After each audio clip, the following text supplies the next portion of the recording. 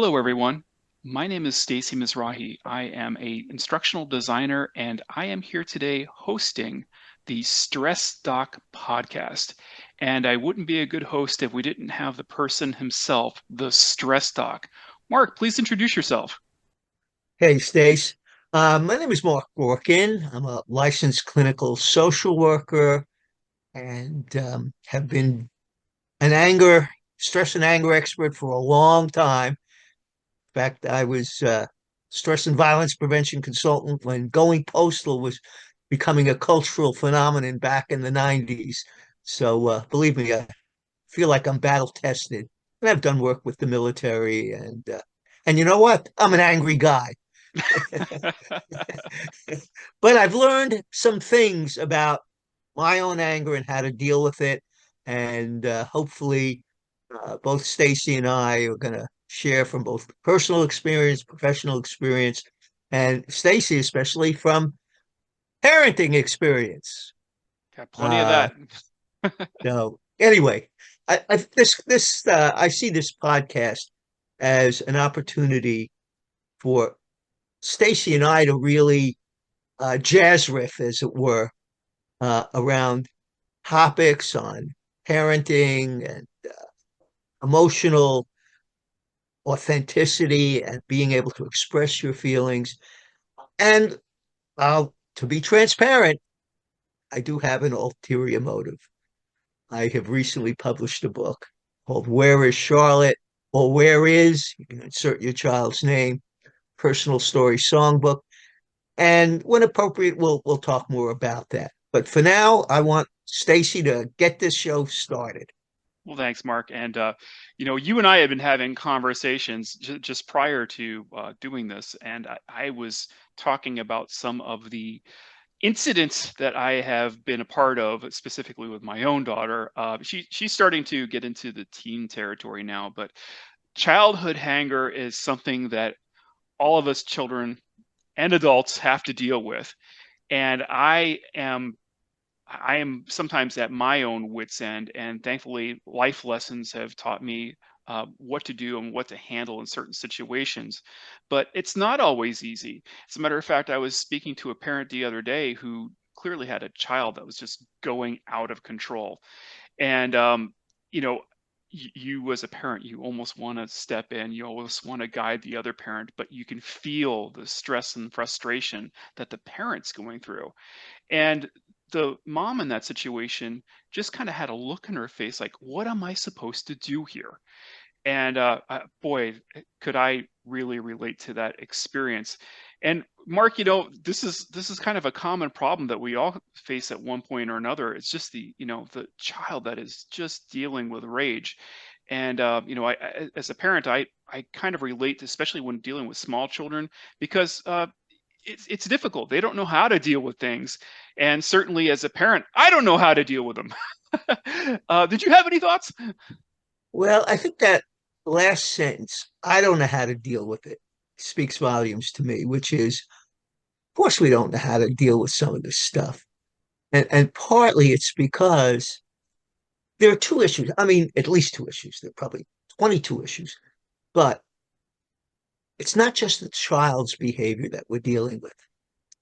What we're also dealing with is what are the emotional memories, echoes, pain that's getting stirred up when this child is out of control or when this child is, you know, just being a an angry, irritating, whatever.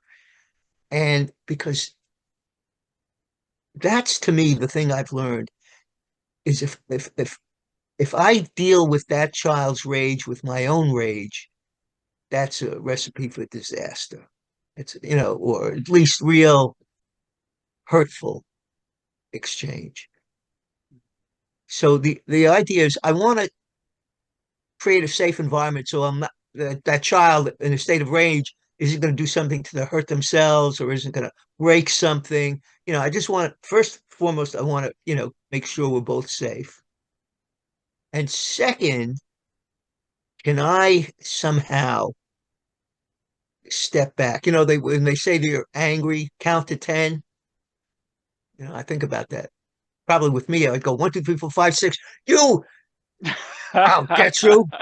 No. So the key is to be able to go 1, 2, 3, 4, 5, 6, and what's going on with me? Try to just, or even if I don't know what's going on with me, how do I bring down my, you know, rage level? And that's more important than almost doing anything else. Because when you respond to a child, not out of rage, but out of a, a more calm, centered, controlled place where your irritation is just not pouring out, just spewing from your pores. Children feel that, and they're going to be able to ultimately calm down when they see you're calm. That's an That's important my note. I really relate to that because I've seen the occasional parent inside of the when grocery shopping that will just, freak out when the child's freaking out. And it seems to me that that escalation of anger, getting poured back at the child, it terrifies the child. And while it might get them to stop acting in whatever way they're acting at the current point, I sometimes say to myself, it's like, how was actually that effective? It got them to stop the behavior, but is the child learning anything? Yeah. So there's no doubt that if we can, and obviously you're not going to be able to psychoanalyze yourself right in the moment of a, It's true. but I think if you take these incidents, experiences, wow, not only is there something I need to sort of help the child learn that it's okay to be angry. I mean, so many of us grew up in a family, don't talk, don't trust, don't feel, and I certainly you don't have any right to express your anger. So it's if we grow up in that kind of family, it's going to be very hard for us to allow our child to be angry. Gotta shut him or her down. Nobody let me get angry. It's and not only nobody let, but I was chastised, I was criticized, I was demeaned. Stop being so irrational. You know, that's all you think of yourself, whatever it is. All these messages that I think a lot of people have. I know I'm not the only one with these messages in my head that I'm sometimes aware of and sometimes I'm not, but they're impacting me. So go, Stacy, and then I'll continue. Well, I was just going to say on that note, for me, when I see the parent yelling at their child, I sort of get back to the scared or the humiliation the child has experienced being inside of the public, and having all of that poured onto the child, because the immediate concern for the parent is like the anger is brewing because this child's out of control. But what I sometimes feel is lost in that translation when they're pouring that anger back on is like, what are you doing to the child at that moment? Like, what sort of lesson is being impacted upon the child when your mom or dad is just screaming at you in the middle of a store? And that sense of humiliation that happens, and that can happen as early as like 3 or 4 years old.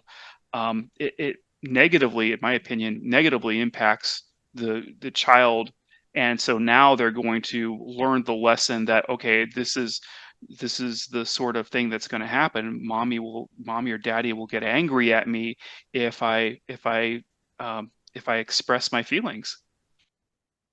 And of course, on the maybe initially it might suppress the child. But what's the child learning? That when you're upset, you explode. Yeah, They're gonna mimic your behavior. it's true. I remember one person is if you can get a child to eventually say, "What are you angry at? Talk to me. I want to hear your anger. It's okay. Are you angry at me right now? Do you?" Oh, and the child said, "I hate you right now. I don't like you." And I think if we can say, not take it personal, can say, it's okay, you don't have to like me. You can't be screaming and, hitting, but you can certainly tell me you don't like me. And I want you to know I still love you and I'm going to love you. It's okay. Your anger isn't going to lose my love. Mm.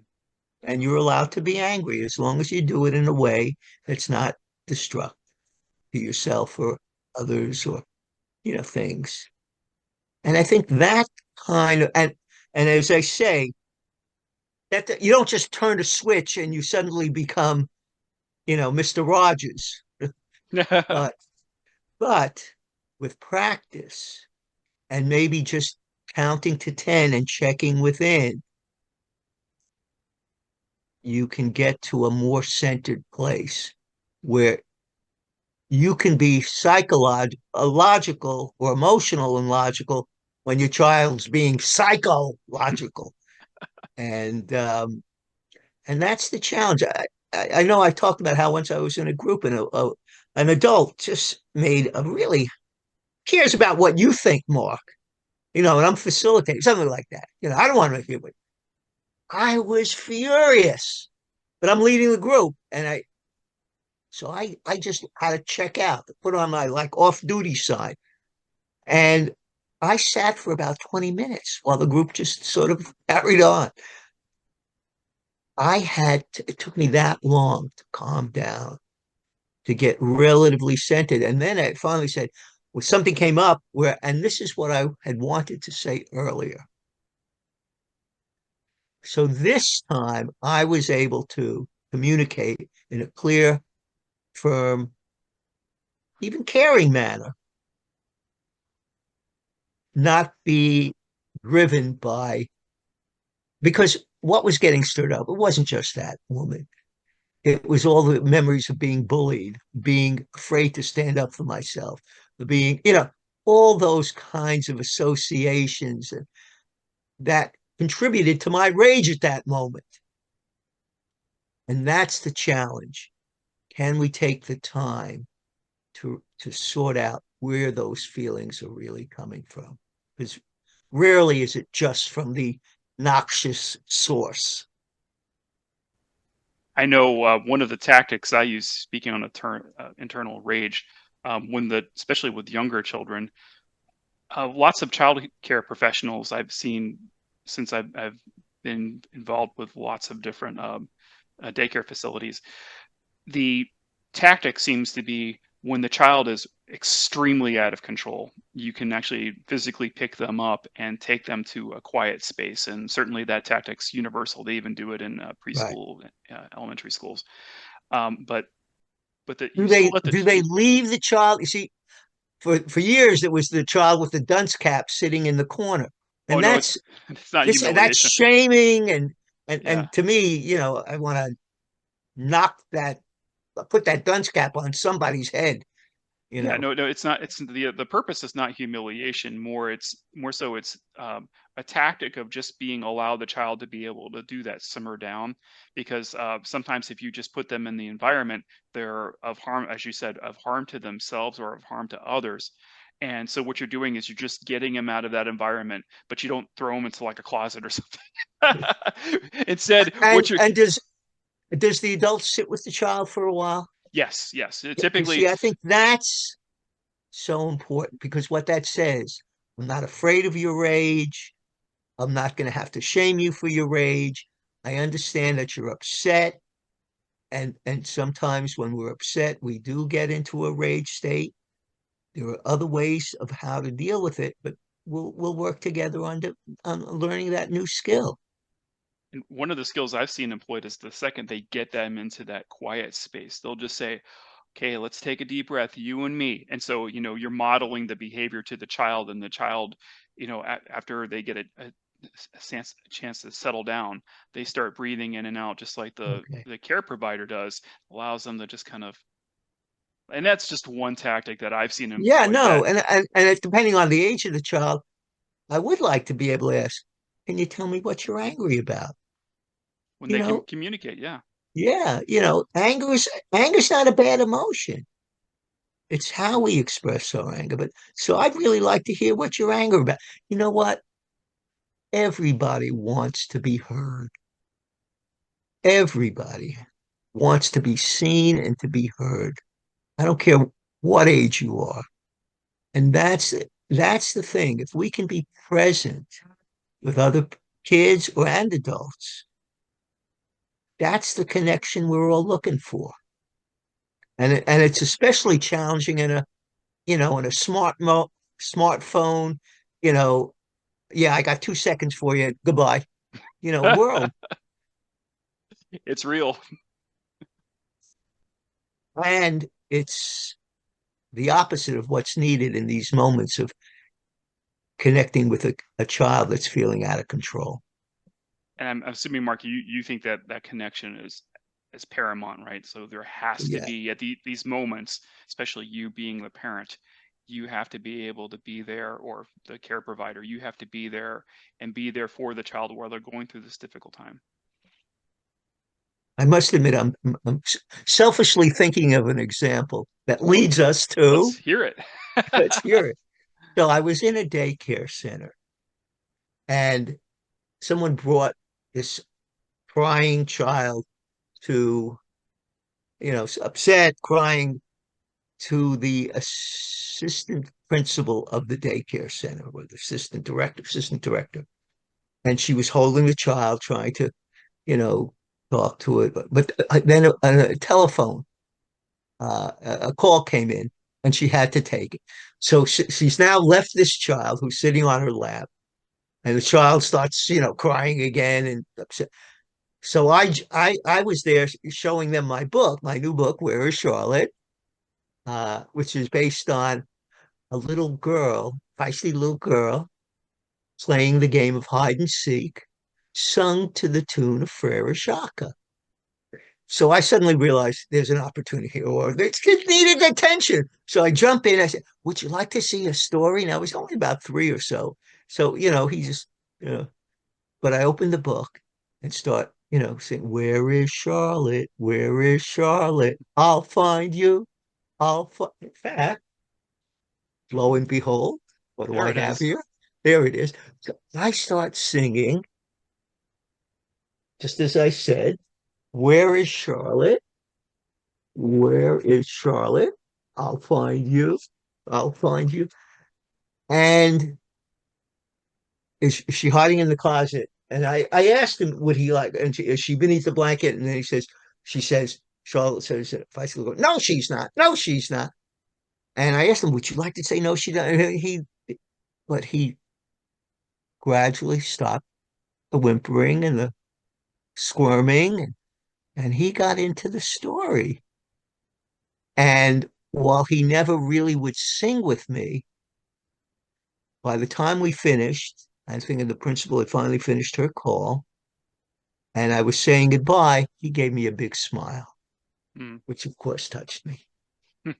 So what do we learn here? Here's an upset child, but I gave him attention and I gave him a story. We all love stories. Why are video games so popular? Ultimately, there's a story behind the game. It's not just, Yep. killing people and shooting targets. And, you know, it's that human thirst for stories. And at some point, I think I even started singing his name in the book. Wow. Well, a child to be able to become the star of the story can't get much better than that. So I think there are different ways. Give the child a chance to get their anger out before you shut them down. Get yourself centered. And then you can ask them, can they talk about it?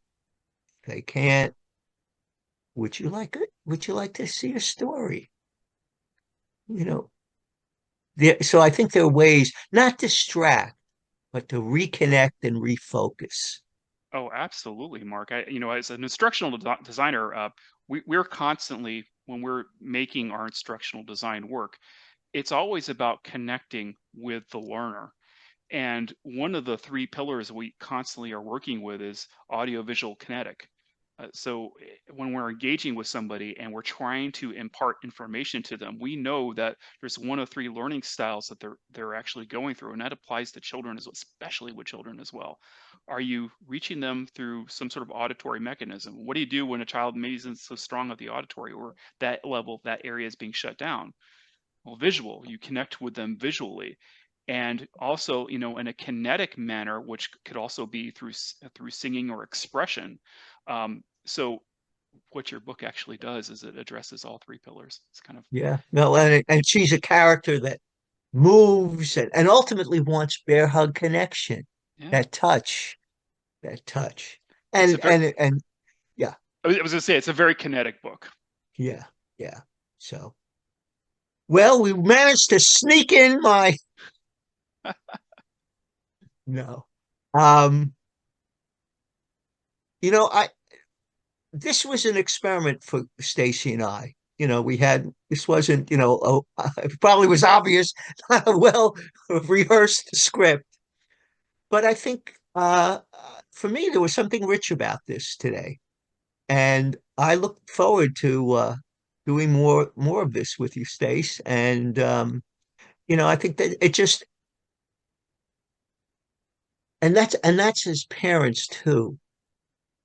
We need, whenever you're dealing with something that's challenging, that's new, that's difficult, it's so important not to feel you have to struggle it all alone. And of course, the reality is there are a lot of single parents out there today.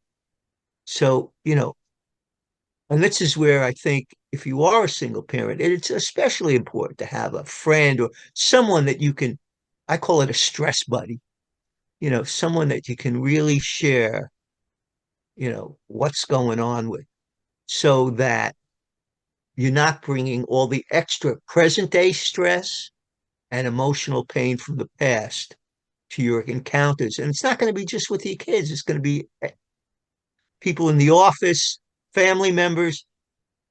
The more that you can sort out where the pain is coming from and get a handle on it, just the better you're going to be in dealing with all kinds of interpersonal situations. It's pretty magical. I've gotten some incredible letters from people who, reading it and sharing it with their kids and singing a grandfather with four grandkids. They were joyful and singing. Every kid had to have their name sung. He said, and then after we had sung everybody's name, the 4-year-old grandchild said, "Let's do it again." And he said, "We had to sing it 6 times before everybody was ready to move on." So um, we're going to probably try to do this, to come up with different themes that Stacey and I can discuss and that connect them to the book. So I'm going to be transparent, but I, I'm excited about what transpired today. I hope you are. Hope it was helpful, more important, gave you some, ideas to think about. And, both in terms of your child and in terms of, what, in the book, where is Charlotte? She's in all of us. And the challenge is to recover our own inner child, to nurture that hurt child, to release that vibrant inner Charlotte that we all have. That's what real growth and living is about. On that note, I'll shut up.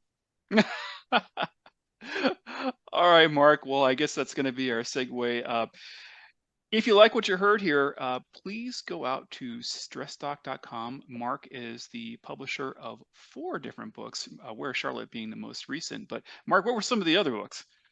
Well, let's see. Practice safe stress, healing and laughing in the face of stress, burnout, and depression. Hmm, Something that I know quite personally, not just academically. Preserving human touch in a high tech world. my personal favorite. Certainly can't get more relevant than that these days. Hmm. The four faces of anger, transforming hostility and rage into assertion and passion. And